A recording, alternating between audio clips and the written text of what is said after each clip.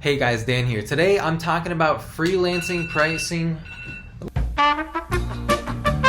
I'm talking about freelancing pricing strategies. How should you price your services?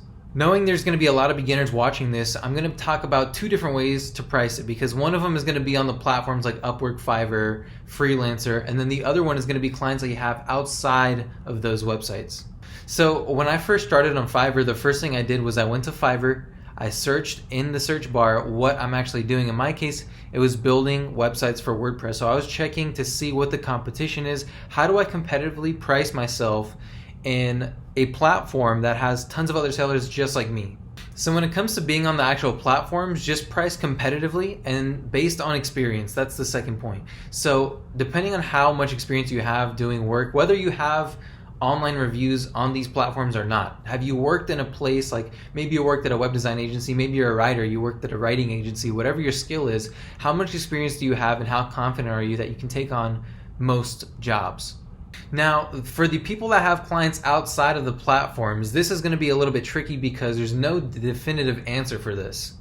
The reason why I say that is because once you have clients outside of these platforms, you're no longer pricing the job, you're pricing the client.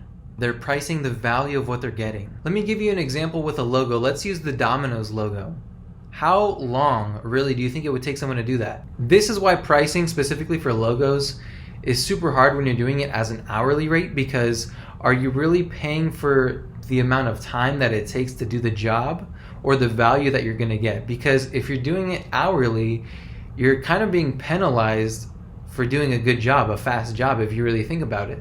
So look at this logo. It's the Domino's logo. How much do you think that logo is worth?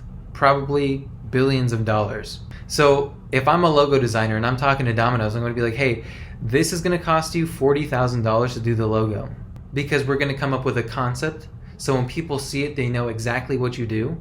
We're going to give you designs for business cards, for pizza boxes, for the little thing on top of the cars, everything. And then not only are we going to do that, we're also going to do an email blast for your new logo. So today, this logo is only worth $40,000, but next year it's going to be worth $250,000. So that's where the actual value is coming from when you're doing your services. So consider those things that I just talked about when you're pricing your service.